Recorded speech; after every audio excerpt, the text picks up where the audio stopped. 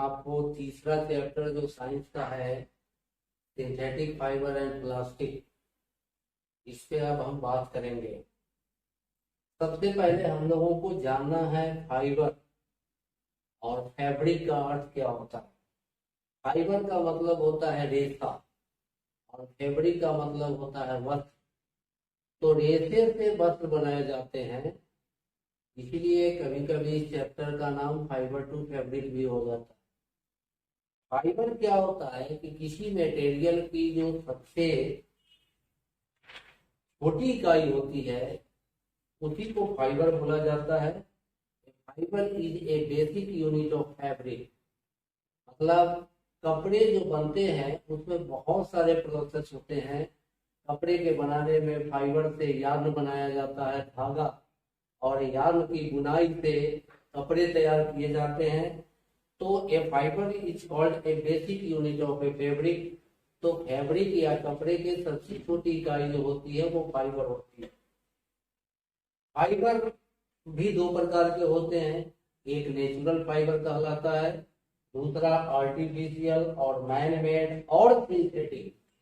तीन नाम है इसके, आर्टिफिशियल और मैन मेड और सिंथेटिक फाइबर। तो नेचुरल फाइबर उसको बोला जाएगा जो हमें नेचर से प्राप्त होगा, प्लांट या एनिमल से प्राप्त होते हैं। जैसे कुछ का नाम बताते हैं, सिल्क। अब सिल्क का जो फाइबर प्राप्त होता है वो सिल्क के कीड़े से प्राप्त होता है। सेरीकल्चर में सिल्क के कीड़े को पाला जाता है, उससे धागे तैयार किए जाते हैं, फिर उसकी बुनाई की जाती है, फिर उससे कपड़े तैयार किए जाते हैं। तो सिल्क जो कहलाएगा वो नेचुरल फाइबर कहलाएगा, क्योंकि वो इंसेक्ट से प्राप्त होता है। ऊल भेड़ से प्राप्त होता है, तो ऊल भी हो गया नेचुरल फाइबर। इसके बाद कॉटन। कॉटन माने कपास, रुई का पौधा होता है, कॉटन का प्लांट होता है, वो भी नेचुरल फाइबर में आता है। हेम्प होता है जो मेजुराना प्लांट के तने से प्राप्त होता है, वो भी एक तरह का नेचुरल फाइबर हुआ। जूट, जिसको हम लोग पटसन की खेती, पटसन बोलते हैं, तो जिसका बोरा वगैरह बनता है ना, वो हुआ जूट। वो भी प्लांट से प्राप्त होता है। इसके अलावा एक लिनेन भी है जो फ्लैक्स प्लांट के से ये तैयार होता है, लिनेन। तो ये सब जितने नाम अभी आपको बताया, सिल्क, ऊल, कॉटन, हेम्प, जूट और लिनेन, ये सब के सब कहलाएंगे नेचुरल फाइबर। आर्टिफिशियल फाइबर या मैन मेड फाइबर उसको बोला जाता है जो मनुष्य द्वारा बनाया जाता है, इंडस्ट्री में बनाया जाता है, केमिकल प्रोसेसिंग से बनाया जाता है। तो ऐसे जो फाइबर तैयार होते हैं उसको हम लोग कहते हैं आर्टिफिशियल और मैन मेड, और सिंथेटिक फाइबर भी बोलते हैं। इस तरह के बहुत सारे कपड़े बाजार में प्रचलन में हैं, जैसे नाइलॉन है, रेयॉन है, डेक्रॉन है, पॉलिस्टर है, इसके अलावा एक्रिलिक है। ये सब जो नाम है ये सब सिंथेटिक फाइबर है। अभी अभी जो हमने नाम बताया, रेयॉन, नाइलॉन, डेक्रॉन, एक्रिलिक, ये सब सिंथेटिक फाइबर की श्रेणी में आते हैं। यानी कि ये मैन मेड है, यानी कि ये केमिकल प्रोसेसिंग से तैयार होता है। तो ऐसे फाइबर को हम लोग मैन मेड फाइबर कहते हैं या सिंथेटिक भी बोला जाता है। अब इनके कुछ एडवांटेज भी हैं और डिसएडवांटेज भी हैं। सिंथेटिक फाइबर जैसे सूती कपड़ा आप पहने और एक टेरिलीन का कपड़ा पहने, टेरिकॉटन का कपड़ा पहने, पॉलिस्टर का कपड़ा पहने, तो आखिर दोनों में अंतर क्या है? जबकि टेरिलीन हो या टेरिकॉटन हो या पॉलिस्टर हो, तो ये सब जो कपड़े होते हैं, ज्यादातर ये पॉलिस्टर की बात आती है। तो ये कपड़े पहनने से और नेचुरल फाइबर से बने कपड़े पहनने में, दोनों में कुछ अंतर होता है। सबसे पहले तो ये है कि जो सिंथेटिक फाइबर से कपड़े बनते हैं वो ज्यादा स्ट्रॉन्ग होते हैं, मजबूत होते हैं। उसके बाद उनमें क्रीज, जो आयरन करते हैं तो उसका जो क्रीज होता है वो जल्दी टूटता नहीं है, कपड़े को साफ करने के बाद भी बना रहता है। उसके बाद इस पर किसी तरह का मॉथ या फंगस इस कपड़े में नहीं लगते हैं। इसके बाद उसको आसानी से सुखाया जा सकता है, जल्दी से साफ किया जा सकता है, मेंटेनेंस फ्री होता है। लेकिन जो फैब्रिक या जो वस्त्र नेचुरल होता है उसके अपने कुछ मायने होते हैं। पहला तो कि वो उतना ड्यूरेबल नहीं होगा, दूसरा कि वो मेंटेनेंस खोजेगा, बार बार साफ कीजिए, बार बार आयरन कीजिए, इस तरह की बात उसमें होती है। फिर इसी तरीका से सिंथेटिक फाइबर के कुछ डिसएडवांटेज भी होते हैं। सूती कपड़ों में जल्दी कीड़े मकोड़े लग जाते हैं, मोथ लग जाते हैं, चिपकियां लग जाती है, भीगे हुए कपड़े जल्दी सूखते नहीं हैं, ये सब उसमें बात होती है। और इसके बाद लेकिन नेचुरल फाइबर से बने कपड़े का अपना महत्व है और सिंथेटिक फाइबर से बने कपड़े का अपना महत्व है। एडवांटेज और डिसएडवांटेज दोनों में है। खास करके गृहिणियां जो खाना पकाती है, कुकिंग के काम में लगी है, उनके लिए सिंथेटिक कपड़ा कभी भी उचित नहीं माना जा सकता है, क्योंकि ये हाईली इन्फ्लेमेबल होते हैं, जल्दी जल जाते हैं, आग पकड़ लेते हैं, कैच फायर इजीली। लेकिन सूती कपड़ा में आग पकड़ता है, लेकिन जब तक वो पूरे शरीर को जलाएंगे उससे पहले हम उसको उतार के फेंक सकते हैं। तो इसीलिए कॉटन क्लोथ पहन करके किचन में काम करना ज्यादा सुविधाजनक है, जबकि सिंथेटिक कपड़े का इस्तेमाल जो है वो कभी कभार करना चाहिए। गर्मी में तो सिंथेटिक कपड़ा बिल्कुल ही पहनना ठीक नहीं होता है, क्योंकि गर्मी में ना तो ये पसीने को एब्जॉर्ब करता है और ना शरीर को उतना ठंडक दे पाता है, इसलिए गर्मी के लिए सिंथेटिक कपड़े उचित नहीं होते हैं। तो सिंथेटिक फाइबर और आर्टिफिशियल फाइबर के डिसएडवांटेज और एडवांटेज पर आप विचार करेंगे, आपकी किताब में लिखा हुआ भी है और हमने भी अभी बताया। उसके बाद अब एक टॉपिक आया है monomer, polymer and polymerisation. Monomer क्या होता है कि छोटी छोटी यूनिट, जैसे बॉडी सेल से बना है तो सेल इज कॉल्ड मोनोमर, लेकिन जब वो टिश्यू बन जाएगा तब वो पॉलीमर कहलाएगा। उसी तरह से टिश्यू बनने की क्रिया जैसे होती है उसी तरह पॉलीमराइजेशन होता है।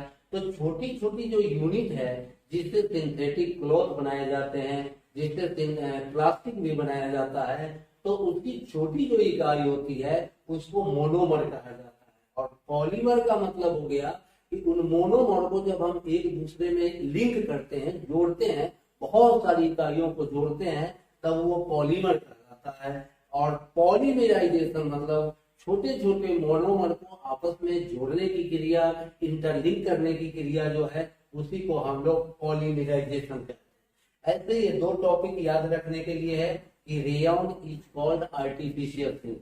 जैसे सिल्क एक रेयन भी है और सिल्क एक वो भी है जो कीड़े से प्राप्त होता है। ये सेरीकल्चर में आप लोगों ने पढ़ा होगा। और सिल्क का कीड़ा भी होता है जो कस्तूर के पत्तों को खाता है और अपने ऊपर एक कोकून बना लेता है जिसमें सिल्क के धागे लपेटे होते हैं। और ये अपने देश में भागलपुर और मुंगेर में इस सब सिल्क का प्रोडक्शन ज्यादा होता है। कर्नाटक में भी सिल्क का प्रोडक्शन होता है। तो सिल्क के कपड़े दो तरह के हो सकते हैं। एक तो आर्टिफिशियल भी होता है, रेयन माने वुड पल्प। वुड पल्प मतलब लकड़ी के गूदा से केमिकल ट्रीटमेंट के द्वारा जो कपड़े तैयार किए जाएंगे उसको हम लोग रेयन कहेंगे। और एक रेशम की कीड़ा के द्वारा जो धागे प्राप्त हुए उससे जो कपड़े तैयार करेंगे वो भी सिल्क का कपड़ा होगा। तो सिल्क एक नेचुरल भी हो सकता है, एक आर्टिफिशियल भी हो सकता है। तो rayon is called artificial silk क्योंकि ये लकड़ी के गूदे, वुड पल्प से बनाए जाते हैं केमिकल ट्रीटमेंट के द्वारा। देखने में दोनों कपड़े बिल्कुल एक जैसे होते हैं, कोई डिफरेंस नहीं होता है, दोनों एक जैसे दिखाई देते हैं, उनका टेक्सचर सब एक जैसा होता है। लेकिन ये थोड़ा जो नेचुरल वाला होता है वो कॉस्टली होता है और ये जो आर्टिफिशियल होता है वो थोड़ा चीप होता है। लेकिन देखने में दोनों का अपीयरेंस, आउटलुक बिल्कुल एक जैसा होता है। उसी तरह से जैसे हम लोग जानते हैं कि भेड़ से हम लोग ऊन प्राप्त करते हैं और ऊन से हम लोग स्वेटर, शाल ये सब तैयार करते हैं। घर में जाड़े के दिनों में पहनने वाले जो फैब्रिक होते हैं, कपड़े होते हैं, उसको इससे तैयार किया जाता है। तो एक तो भेड़ से तैयार हुआ ऊन, वो तो हो गया नेचुरल फाइबर। और जब कोई केमिकल प्रोसेस के द्वारा, केमिकल ट्रीटमेंट के द्वारा मनुष्य के द्वारा बनाया गया जो ऊन होगा उसको एक्रिलिक कहा जाएगा। इसीलिए ये दोनों बात याद रखना है कि rayon is called artificial silk and acrylic is called artificial wool. उसके बाद अब आते हैं हम लोग प्लास्टिक। प्लास्टिक भी एक सिंथेटिक मटेरियल है। ये भी मोनोमर से मिलकर के बना होता है प्लास्टिक। और आजकल प्लास्टिक ज्यादा चीप भी है, ड्यूरेबल भी है, रिएक्शन भी नहीं करता है किसी केमिकल चीजों से, एसिड बेस का उस पर असर नहीं होता है, पानी में नहीं घुलता है, लाइट वेट होता है, आसानी से एक जगह से दूसरी जगह उठा के ले जाया जा सकता है। नेचर में कोरोड नहीं होता, कोरोड मतलब जंग नहीं लगते, क्षय नहीं होता। तो प्लास्टिक का जमाना है, हर जगह प्लास्टिक के कुकवेयर, किचन वेयर ये सब देखने को मिलते हैं। प्लास्टिक का बकेट है, एक लोहे का बकेट है, दोनों के वजन में अंतर है। लोहे का बकेट में धीरे धीरे जंग लग जाएगा, लेकिन प्लास्टिक के बकेट में जंग नहीं लगता है, तो इसीलिए कहा जाता है कोरोशन फ्री है, कोरोड नहीं करता है। तो प्लास्टिक आजकल हमारे जीवन में बड़ा मुख्य अंग बन चुका है। हमारे डे टू डे लाइफ में इसका हम लोग रोज इस्तेमाल करते हैं। आजकल आप देखते होंगे कि चेयर जो पहले लकड़ी की बना करते थी, आजकल प्लास्टिक की चेयर आती है, बहुत कम दाम में बिकती है। लोग आजकल इसी चेयर का इस्तेमाल ज्यादा कर रहे हैं। तो प्लास्टिक के बारे में हम लोग पढ़ेंगे कि प्लास्टिक जो है वो भी मोनोमर को पॉलीमराइजेशन द्वारा कई तरह के प्लास्टिक दुनिया में बनाए जा चुके हैं। अब इनका लिंकिंग भी दो तरीके का होता है। एक होता है स्ट्रेट लाइन लिंकिंग। तो स्ट्रेट लाइन लिंकिंग क्या है कि अगर इस टाइप से छोटी छोटी इकाइयां एक दूसरे में जुट गई तो ये कहलाएगा स्ट्रेट लाइन लिंकिंग। लेकिन अगर यहाँ से क्रॉस करके यहाँ इस तरीका से ये क्रॉस हुआ तो इसको हम लोग कहते हैं क्रॉस लिंक्ड लिंकिंग, है ना। तो प्लास्टिक में ये दोनों तरह के लिंकिंग होते हैं, स्ट्रेट लाइन लिंकिंग भी होता है और क्रॉस लिंकिंग भी होता है। तो प्लास्टिक के बारे में बहुत तरह के प्लास्टिक है। प्लास्टिक का नाम भी है इसमें बैकेलाइट, मेलामाइन, पीवीसी, पॉलीथीन, ये सब प्लास्टिक के नाम है। तरह तरह के प्लास्टिक है। पॉलीथीन जो आप कैरी बैग के रूप में इस्तेमाल करते हैं, फल सब्जी वाले जो पॉलीथीन के बैग में आपको सामान देते हैं, तो ये सब जो कहलाता है वो प्लास्टिक की बनी हुई चीजें होती है। हीट के अनुसार प्लास्टिक के भी दो प्रकार का होता है। एक कहलाता है थर्मोप्लास्टिक और दूसरा कहलाता है थर्मोस्टेटिक। तो सबसे पहले हम लोग प्लास्टिक की परिभाषा जाने की प्लास्टिक होता है क्या।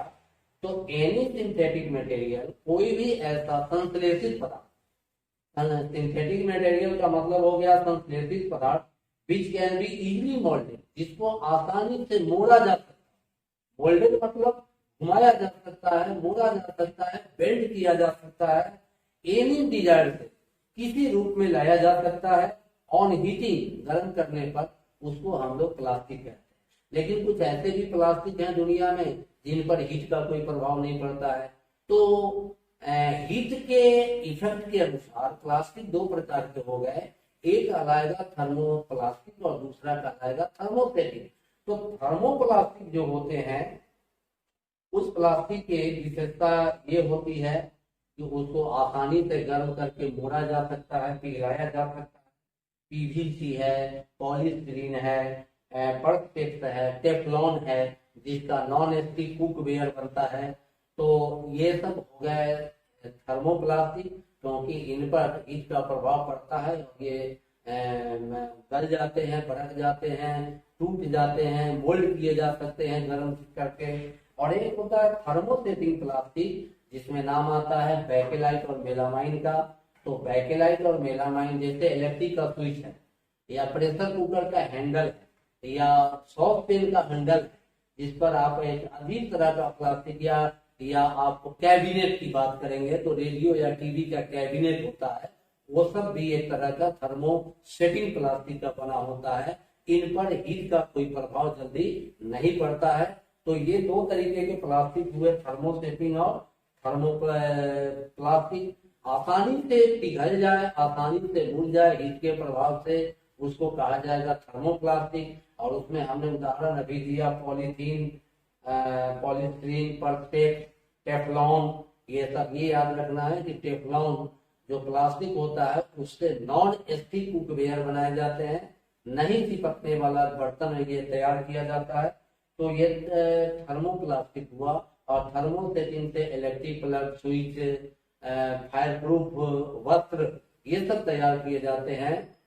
कैबिनेट बनाया जाता है, केस बनाया जाता है, रेडियो का, टीवी का, ये सब बनाए जाते हैं। तो ये कहलाएंगे हैंडल कुकवेयर का, सॉसपेन का, ये सब बनाए जाते हैं थर्मोसेटिंग का। इन पर जल्दी कोई प्रभाव नहीं पड़ता है। आजकल प्लास्टिक हमारे डे टू डे लाइफ में बिल्कुल घुल मिल चुका है, इसके बिना काम नहीं चलता है। हर जगह जहाँ देखिए आपको प्लास्टिक ही प्लास्टिक मिलेंगे। लेकिन आपको ये जानकर आश्चर्य होगा कि प्लास्टिक इजी तो है, ड्यूरेबल भी है, कोरोशन फ्री भी है, लाइट वेट भी है, चीप भी है, किसी से रिएक्शन भी नहीं करता। लेकिन ये नॉन बायोडिग्रेडेबल की श्रेणी में आता है। यानी प्लास्टिक के पन्नी, बैग, बोतल, ये सब जो हम लोग रोज रोज इस्तेमाल करते हैं, इनको नॉन बायोडिग्रेडेबल कहा गया है क्योंकि इनका जल्दी क्षय नहीं होता है। अगर आप मिट्टी में डाल देते करोड़ों अरबों साल के बाद ये डिग्रेड करेंगे। तो जो वस्तु नेचर में इजीली डिग्रेड नहीं होगा उसको कहा जाएगा बायोडिग्रेडेबल, और जो वस्तु नॉन बायोडिग्रेडेबल कहा जाएगा। और जो वस्तु इजीली, जैसे प्लास्टिक का पॉलीथीन आप मिट्टी में डाल दें और एक सूती कपड़ा को डाल दें मिट्टी के अंदर, आप देखेंगे कि सूती कपड़ा 15-20 दिन में मिट्टी में मिल जाएगा, लेकिन पॉलीथीन जस का तस मिट्टी में बरकरार रहेगा। तो यही है बायोडिग्रेडेबल और यही है नॉन बायोडिग्रेडेबल। तो जितने भी सिंथेटिक मटेरियल होते हैं, जैसे प्लास्टिक है या सिंथेटिक क्लोथ है, जो भी रेयन, नाइलॉन, टेफ्लॉन, ये सब नॉन बायोडिग्रेडेबल नेचर के होते हैं। लेकिन जो नेचुरल है वो सब बायोडिग्रेडेबल होता है। जैसे पहले भोज भात में लोग केले के पत्ते पे खाया करते थे, आजकल फाइबर का प्लेट आ गया है। तो फाइबर के प्लेट को आप अगर मिट्टी में डाल देंगे तो कभी भी मिट्टी में वो नहीं बदलेगा, लेकिन केले के पत्ते को अगर फेंक देंगे इधर उधर मिट्टी में तो कुछ दिन के बाद वो मिट्टी में बदल जाएगा। इस तरीके से हम लोग बायोडिग्रेडेबल और नॉन बायोडिग्रेडेबल पर विचार करें। आजकल कहा जाता है कि जहां तक हो अवॉइड प्लास्टिक, अवॉइड पॉलीथीन, मतलब क्योंकि ये बायोडिग्रेडेबल जो भी आइटम होते हैं वो इको फ्रेंडली होते हैं, वो आराम से डिग्रेड कर जाते हैं, मिट्टी में मिल जाते हैं, कोई नुकसान नहीं करता है, हमारे पर्यावरण में किसी तरह का डिफेक्ट नहीं लाता है, ये पॉल्यूट नहीं करता है जो बायोडिग्रेडेबल मटेरियल। लेकिन नॉन बायोडिग्रेडेबल मटेरियल जो होता है वो हमारे वातावरण को पॉल्यूट भी करता है।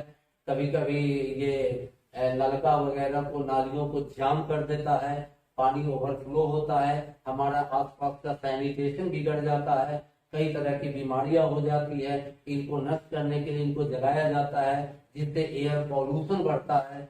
तो ये सारी बातें हैं, इसीलिए कहा जाता है avoid plastic as far as possible, जितना संभव हो सके प्लास्टिक को अपने से दूर कीजिए, क्योंकि ये इको फ्रेंडली नहीं है, ये हमारे वातावरण को पॉल्यूट करता है।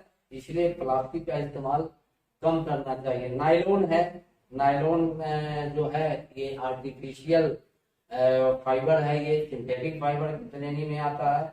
नायलॉन बहुत मजबूत होता है, इलास्टिक भी होता है, लस्ट्रस भी होता है, रिंकल रेजिस्टेंट भी होता है, उसमें सिकुड़न मुड़न नहीं आती है, और पानी में गीला भी नहीं होता है, पानी को एब्जॉर्ब भी नहीं करता है, इसका फंगस नहीं लगते हैं। इसलिए नायलॉन का इस्तेमाल पैराशूट के धागे बनाने में भी होते हैं, इंडस्ट्री में भी इसका इस्तेमाल होता है।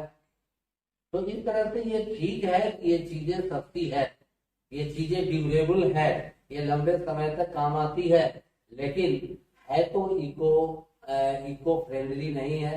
ये किसी न किसी रूप में अगर बेकार हो जाए, टूट फूट जाए, हम इसको इधर उधर फेंक देंगे तो ये मिट्टी में तो डिग्रेड नहीं करेगा, तो कभी ना कभी इसको इसके द्वारा हमारा पॉल्यूशन होगा ही, एयर पॉल्यूशन होगा जलाएंगे तो ये सारी बातें हैं इस चैप्टर में हमें पढ़ना। किताब के अंदर जितने भी कीवर्ड दिए गए हैं, सबसे पहले आपको कीवर्ड का पहले तो किताब के हर चैप्टर को आप सेल्फ स्टडी करें, अच्छे तरीका से सेल्फ स्टडी करें। इसमें जो भी कीवर्ड दिए गए हैं उस कीवर्ड को आप बहुत शॉर्ट डिफिनीशन में, एक लाइन का डिफिनीशन में है, उसको याद करें। और उसके बाद जो किताब में एक्सरसाइज दिए गए हैं उनको बनाने का प्रयास करें। फिर असाइनमेंट जो दिए जाएंगे उसकी तैयारी करें। तो इस चैप्टर में यही सब बातें पढ़नी थी हमें। फाइबर प्लास्टिक के बारे में डिटेल से पढ़ना है। पेट जार भी होता है तो उसमें स्मेल नहीं आते हैं किसी तरह के। पानी की बोतलें बनाई जाती है पेट जार से। तो ये सब जो चीजें हैं ये सब प्लास्टिक है। ये सब आसान है, इजीली है और चीप है और किसी तरह का रिएक्शन नहीं करता है। इसमें फफूंद का अटैक नहीं होता है, माइक्रो ऑर्गेनिज्म नहीं लगते हैं इसमें। ये लंबे समय तक क्रियाशील रहता है, काम करता है। इन सब कारणों से आजकल लोग प्लास्टिक का इस्तेमाल ज्यादा करते हैं। बिजली के वायरिंग में जैसे पीवीसी पाइप, ये जो है थर्मोस प्लास्टिक है, इजली मोल्डेड है। आप घर में जो वायरिंग कराते हैं उसमें पीवीसी पाइप डालते हैं, उसके अंदर आपका वायर होता है, इलेक्ट्रिक का वायर होता है। तो ये सब चीज हमारे दैनिक जीवन में रोज इस्तेमाल होता है। तो इन सब की जानकारी हम लोगों को रखनी चाहिए। तो ठीक है, अब ये तो आपका तीसरा चैप्टर समाप्त हुआ। बहुत शॉर्ट चैप्टर है, इसको आप पढ़ेंगे किताब से तो आपको और भी ज्यादा नॉलेज मिलेगा इसके बारे में।